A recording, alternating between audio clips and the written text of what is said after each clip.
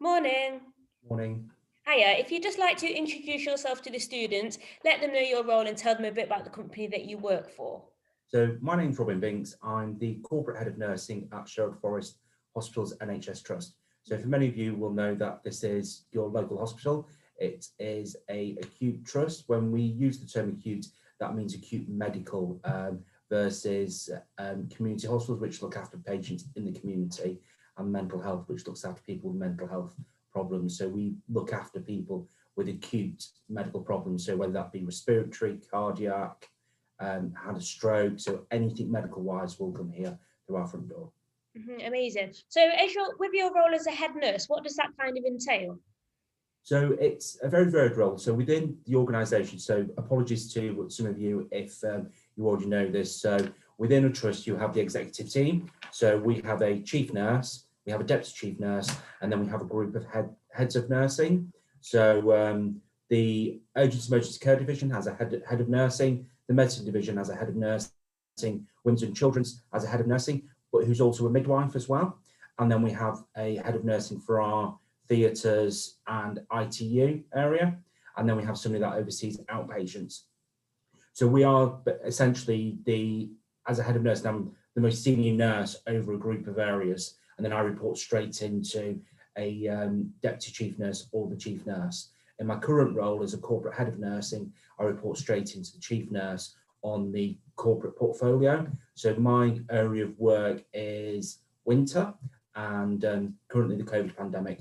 So I'll just talk a little bit about winter at the moment. So every year as part of the NHS, we devise a plan to get us through winter because we know people become more unwell during winter, particularly the elderly, people with respiratory problems, and that puts an enormous amount of pressure on our health system.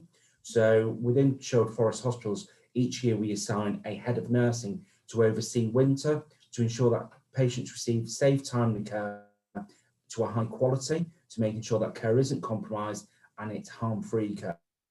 So when we talk about harm-free care, it means care that we haven't caused harm, so people receiving good quality care. And then the other part of my role is overseeing the COVID pandemic.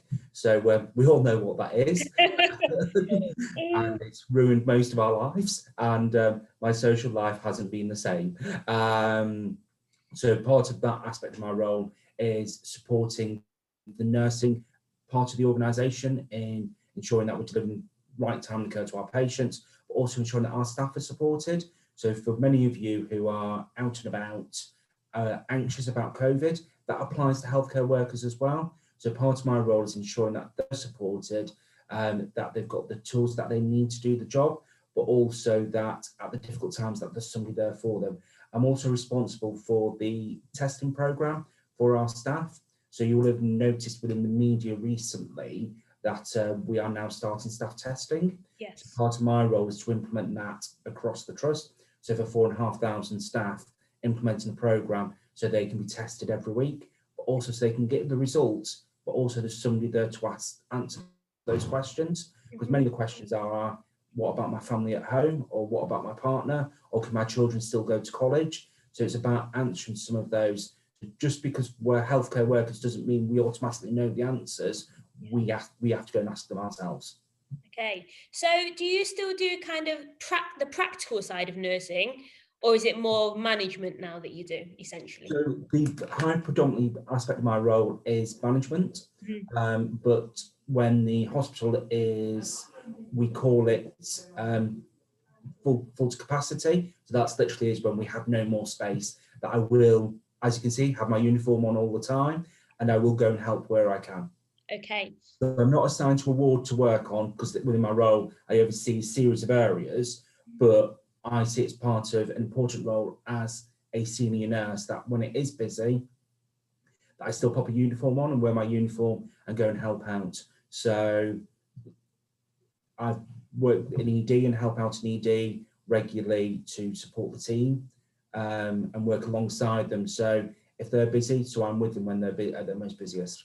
Okay, so at the moment, what does a typical day look like, or is there no typical day?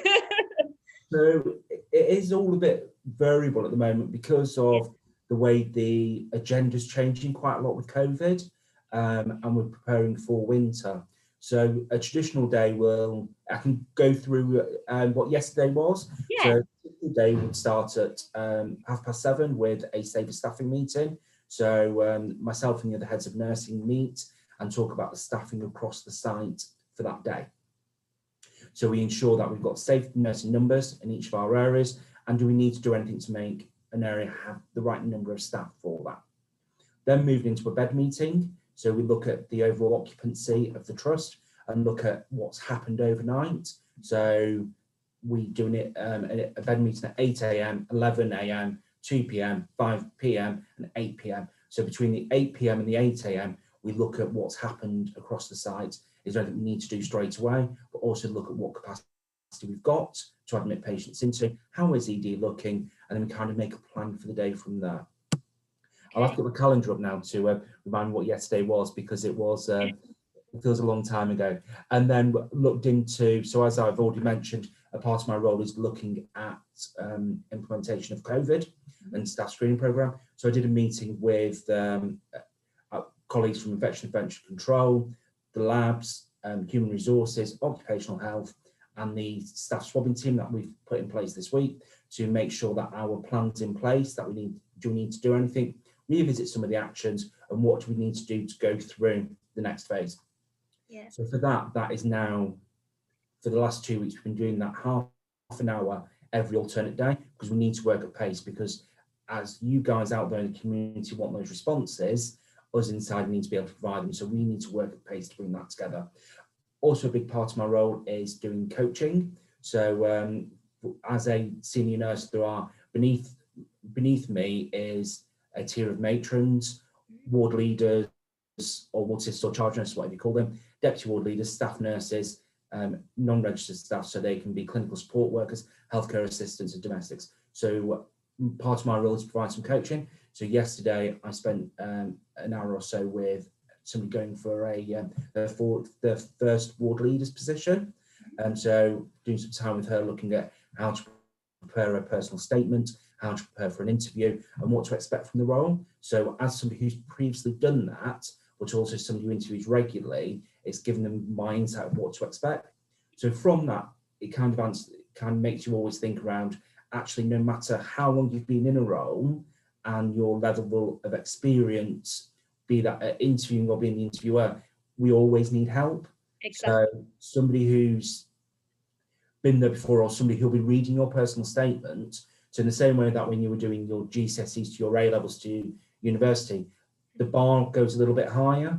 So it's getting somebody who is regularly doing that to help you with that preparation. So when you go in for that interview or you're doing that personal statement, that they can help you to pitch it right and what they're looking for specifically to extract it. But also as well, many times it is to alleviate some of the anxiety, because nobody likes being interviewed. So actually it's making them feel at ease when they're going into an interview, getting some help, getting some support from somebody who interviews quite a lot. And for myself, who's been interviewed quite a few times, that would just help that as well. So even at my level as a head of nursing, I have that myself. So I have somebody who's external to the organisation who, when I talk about organisation, I mean the hospital. I use somebody who works in another hospital to help me with that. So no matter how senior we become or how many times we've been to university, that actually we always need help when we need it. Yeah, exactly. So just out of interest, how did you get to this point in your career? Take me back. So I will admit, and people find it very strange, I never actually wanted to be a nurse. Okay. So at the age of 17, 18, I was given the choice by my mother, you either go to university or you get a job. Okay. It's one or the other. You're not sitting at home. So I thought, actually, what do I want to do? I didn't know what I wanted to do. And then my mother is now a retired nurse, and my sister's a mental health nurse. And my sister just said, actually, if you do nursing, you can go anywhere in the world. So, and even if you qualify as a nurse and you don't want to carry on, it actually opens so many doors for you, because as part of our training, you cover science, you cover working with people, you do research. So it opens many a door. So actually I thought, well, I'll give it a go. Part of me was, you both do it, so it can't be that hard. Yeah. So I kind of fell into it. So I'm originally from Liverpool. I applied to Nottingham University. I was quite fortunate. My sixth form tutor helped me with my personal statement, submitted for, as you do, through UCAS, and I got a invite to Nottingham University.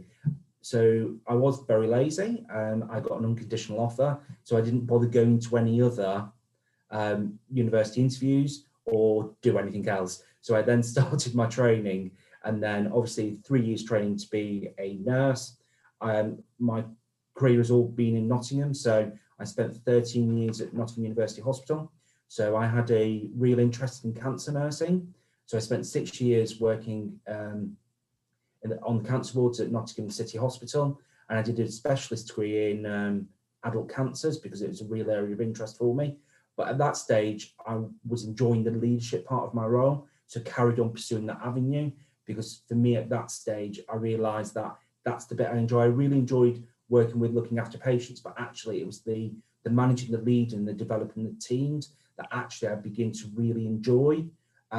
So as a result of that, I then became a charge nurse on a urology ward in order to get that further leadership experience, and did that for about 2.5 years. And it was really interesting working with a different team, implementing some national initiatives. So Productive Ward was adopted from Toyota, and actually making a ward run more productively. And as a result of that, I ended up doing some work with NHS Improvement and looking at how you make wards more productive, and did a lot of work with visiting hospitals coming to the UK to look at how we did it. So people from New Zealand, people from Australia, and people from Europe coming to look at how we did that, and did a lot of talking around service improvement.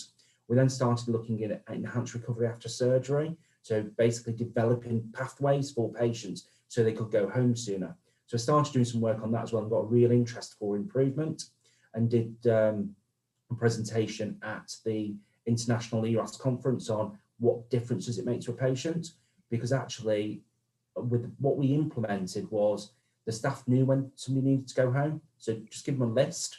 If they tick all the list, then the patient can go home. You don't need to be by a consultant. So around that empowerment. So I got, and that for me was really liberating and really interesting. So I was quite fortunate then to be offered a matron's position. And I went back into oncology. So a real area of interest for me, that it was something that I wanted to carry on doing. So I went back into oncology as the matron and had a really good time.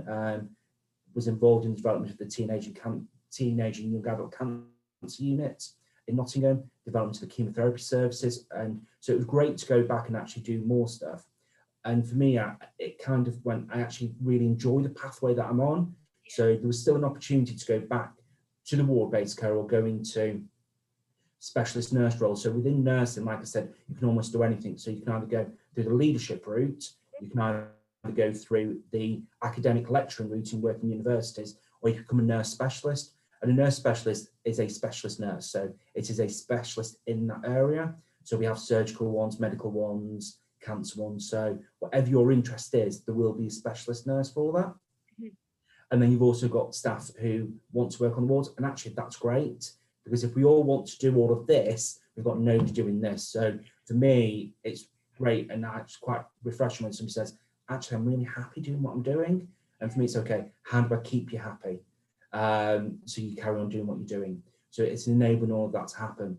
And so I carried on within the matron's pathway. And because I enjoyed the leadership so much, I did a postgraduate certificate in leadership at the University of Nottingham and innovation practice. So that drew upon the improvement work that I'd done before. It also further brought together the leadership stuff that I'd done. Yeah.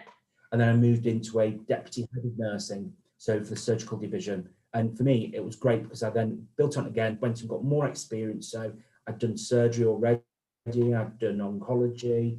So for me, it gave me something different. So I did that for about a year. And whilst I was doing that, I realized actually, I'm enjoying what I'm doing, but I actually want to do some more academic work. So I dropped back down to a matron for a year and then completed my master's in health and social care. So it gave me that further rounded experience both clinical and academic and leadership to then apply for future jobs. I then went to work for NHS Improvement. So NHS Improvement is a bit of, in all honesty, it's a bit weird because it's kind of a bit of a mixture sort of role. So my job covered working from the Welsh border over to here in Sherwood. So you're working with mental health trusts, secure hospitals, so Rampton Hospital, community hospitals, orthopaedic hospitals, big university hospitals like Nottingham University Hospital, Derby. So it was really good to actually get out there and do stuff and actually support them with their improvement work and putting people in touch with stuff. So we're struggling with this. Do you know anybody? Okay, I don't know anybody, but I can put the feelers out for you. So you end up doing some work with them. And the bit why I say it's a bit weird, because also you look at the performance of the trust and you meet with the executive team. So as I said earlier, nursing reports into a chief nurse. There's also a chief executive, there's a medical director, and there's a chief operating officer. So in my role in NHS Improvement, I'd be meeting with them, with their counterparts from NHS Improvement, and looking at how the trust was performing. So actually we were helping them improve, but actually we were holding them to account on their performance and how they were functioning as a trust. So it was really interesting to actually look at it from both sides. And as a result of doing that job for a year, I wanted to actually be back into a trust and help with improvement. So I came to Sherwood Forest in May 2018 as the head of nursing for urgent emergency care. And as you probably gathered, I've never done that sort of thing before from the traditional background. But actually it was great, because what it really underpinned to me was what was said to me many years prior. Once you've got the qualification, you can do anything. So actually it's about working with people, drawing on the leadership stuff that I've done already before, and the fundamentals of nursing are the same no matter where you do it. So I may not have worked in the specialities that I've worked in now, but actually the fundamentals of working with a team, leading a team, are the same no matter where you do it, and the implementation of improvement stuff is the same no matter where you do it. So, and then this is my fourth day in my current job as corporate head of nursing. So I'm kind of I've had quite an interesting journey, and my next academic piece of work is I'm on the Aspiring Deputy Chief Nurse programme. So my aim is to complete that, to then apply for a Deputy Chief Nurse job in the future. And I've also done qualifications in ergonomics and human factors, so actually why we work the way we do. So I've kind of done a combination of academic work whilst working within a hospital, and actually it's quite a interesting, diverse role, because one minute I can be helping an ED, the next minute I could be writing a paper that goes to the trust board, or I could do something like this. So the diversity the role offers is really interesting. So all of these qualifications that you've got, did you get some of these through the hospital? Do they encourage you and send you on these courses, essentially? So a combination, really. So the one that I'm doing now was supported by the trust, but when I did my master's, I paid for it myself. Okay. One, because I wanted to do it, but secondly, enabled me the flexibility to move on and move to other trusts if I wanted to. But from a employee perspective, I was encouraged and supported to do it. So they were quite keen for me to go and acquire the qualifications, and I was in a fortunate enough situation to be able to fund some of it myself. But actually I was able to draw upon some bursaries. So when I did my cancer degree back in 2004-ish, I was able to draw upon some central funding. So I was able to draw on that. When I did my postgrad certificate, I paid for some of it myself, but I was able to draw on some funding. So actually it's around, I had the conversations with people and said, I'm interested in doing this. And they went, okay, what can we do to help you to do it? So it may be that I had to put a little bit of the cash up, or they helped me with an application to apply for a scholarship. Yeah. So it was quite a varied combination, really. That's really good. So what would you recommend the students do if they wanted to pursue a career in your field? Where would they start? So it's worth making the mind up. Do you want to do it? Do you not want to do it? And if you're undecided, that's fine, because there are still days now where I go, do I fancy doing something different? Yeah. For many of you, you will have a 50-year life ahead, working life ahead of you. So you may have more than one career. So it's okay to start something and start your nurse training and go, actually, this is what I want to do. It's worth looking into what is the role of the nurse, because actually there's still some different viewpoints. So actually everybody thinks nurses are women still. So I still find it very odd. I've been doing it now nearly 20 years, and people are still surprised that I am a male nurse. And despite the fact that male nursing's been around since the 1960s, when they were registered, but prior to that, male nursing was around in the First and Second World War. That It's madness, really. be a nurse in the same way that you can be a female and be a doctor. Yeah. So it's, if you want to do it. Don't listen to what anybody else says, because everybody has a view and an opinion. Yeah. It isn't about what people perceive it to be as being a doctor's handmaiden anymore. We are educated to degree, masters, or even higher level. So we have nurses who've got PhDs in research, so they have a doctor's title, but they are still a nurse. So we're no longer doctor's handmaidens. That view is historic, and actually we are our own individual practitioners. We work within evidence-based, we work with autonomy, and we work with patient groups. It is an interesting role. Some days it is a hard job to do when you're working with families, breaking bad news, but actually some days it's a really good day. So when I worked in oncology and somebody's got the all clear from their cancer, that was a really nice day. But actually for that next family member where it wasn't a nice day because their loved one had come towards the end of their life, but it was actually making it as best as you can experience for them. So their loved one wasn't in any pain, they were comfortable, and the family member felt it was okay to ask questions. So for many of you and many of us feel that that is a bad day, but actually for that family member, when they go home when their loved ones died and they know that they were pain-free, they were comfortable, and they could ask questions, actually that's also a good day, because there's somebody who's gone home feeling not happy, but actually they weren't worried or wished I could have done something different. So it's about the difference you make to somebody's life that you, in all honesty, you don't get in any other career pathway. And it's worth looking at doing voluntary work. So we do have schemes to do voluntary work within hospitals. It's also worth looking at different aspects of it. So you can still train to be a learning disabilities nurse, a children's nurse, a adults nurse, and a mental health nurse. And actually you can go anywhere. So a lot of nurses that I trained with are now working in Australia and New Zealand. So it kind of gives you that passport to go and encounter new experiences. But if you want to do it, it's worth looking into, researching, and being open-minded, because actually some of the stuff that you do here isn't accurate, and it's not all like casualty in Holby. So not everybody looks like they do, and it is very different, because they have staff awards, unlike Holby, and it is very, very different. And it is worth just actually being realistic, being open-minded, that you will be with somebody when they give birth to their child, but you'll also be with somebody when their loved one dies. Yeah. And unlike the media and the way programs portray it, when we do CPR on somebody, they don't wake up and go home and go, thanks very much. They do have a longer length of stay in hospital. So it's around, the quick point is, don't believe everything you hear and don't believe everything you watch.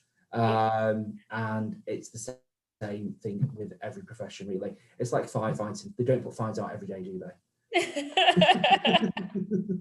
So it's about just being open-minded and ask people, because so if we think about within any hospital, the biggest workforce is nursing. So actually most of you will know a nurse, or your family member will know a nurse.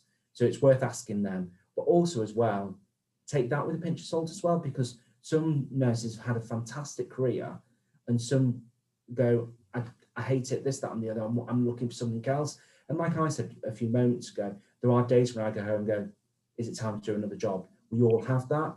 So it's around being open-minded when you are talking to people about career choices. What is it you want to hear versus what they want to tell you? Yeah, exactly. Is there anything you'd have done differently throughout the course of your career? I know you say you stumbled into it. So, and when you say you consider maybe doing something else, is there anything in particular that you have in mind? No. No. Which is quite bizarre, really. So I wouldn't know what else I would do now. And that's not because I've done it for so long, I wouldn't know what else to do, because I'm quite fortunate that I've got a wealth of experience that I've accrued within my current job. So I could go and work for companies that go in and help industries turn themselves around. So even though I'm a nurse, I can still go in and look at how can you make your service more productive? How can I look at your processes of working? Because actually the fundamentals are very similar. Actually, I don't know what else I would do. And there are some times where I go, I wish I'd spent a little bit of time doing something else. But actually, I'm really glad that I have done what I have done. So what I hope what I have done is enable people to do what they wanted to do. So my aim was I wanted to lead and develop others, that actually looking back at the people I've worked with, mentored and coached, who've gone on to do some really good stuff. So I'd seen that I've enabled them to do that. So I don't think I would do anything different, but I suspect in whatever career people do, they do have that as well. Yes. So my brother works in Nigeria as a operations director, and he has the same. He goes, I'm unsure why I'm still doing this. And then I go, well, what would you do? And he went, nothing, because actually I really enjoy what I'm doing. So it is the same. And in the same way that when you're in sixth form, doing your A-levels, you have the day of going, actually, I don't know why I'm bothering anymore. But actually the next day you go, actually, I'm really enjoying what I'm doing. Yeah. That's staying across throughout your life. Yeah. Have you got any kind of, pardon, sorry? Okay, not to know what you want to do. Yeah. Are there any kind of resources that you've got that you could recommend for the students, whether that be books, websites, podcasts? So the NHS employers do quite a lot around looking at different professionals available within healthcare. So I've spoken predominantly about nursing, but we have physiotherapists, we have occupational therapists, we have dietitians, obviously we have doctors, we have porters, we have cleaners, we have catering assistants, we have chefs. So you name it, we have it. So it's worth looking at NHS employers. So like maintenance, so we have plumbers, we have joiners, we have painters and decorators. So whatever you can, we have accountants as well, human resources. So whatever you can think of. Obviously we don't have astrophysicists because we don't look it up, but we have near enough everything else. So we have pharmacists, people who work in the labs. So there is literally a plethora of jobs within the NHS that you can do. So it's worth looking at NHS employers. Okay. It's also worth having a look at some of the university websites. So and look at the health sciences schools, and they'll signpost you to different stuff, but they'll also give you the experience of what it's like being a student. And then it's also worth looking at the Royal College of Nursing, Royal College of Midwifery, and each of the respective professions have their own Royal College. So Royal College of Medicine. So it's worth just Googling what is nursing, or what is the role of a doctor, because at the power of your fingers there is loads of resources out there, but it is worth looking at NHS employers first, because that'll give you a really good grounding of what the professions are and what you need. Yeah. But also as well, I have colleagues who have done the physiotherapy training, who've done the nurse training, who've gone on to become doctors, because you can do a shortened course to then go on and become a doctor. I also know people who've been nurses who've gone on to be physiotherapists. I've also known physiotherapists to come and be nurses. So you do have to do training to move between professional fields. But actually what it does mean is once you've done it, you can do other things. Yeah, that's really, really useful to know. Those websites that you just suggested, I'll put them along with this video so the students can have a look at them as well. I don't actually have anything else to ask. You've given a lot of information and it's been amazing. So thank you so much for coming to speak to me. I really do appreciate it. And if you want me to come back, I'm more than happy to. Yeah, I would have you back, and I'd also probably have you for like a live session with the students if you're happy to do that. I'm sure they'd have lots of questions to ask you. Yeah, that's fine. Amazing. So thank you so much, and I will speak soon. Okay, thank you. Thank you. Bye.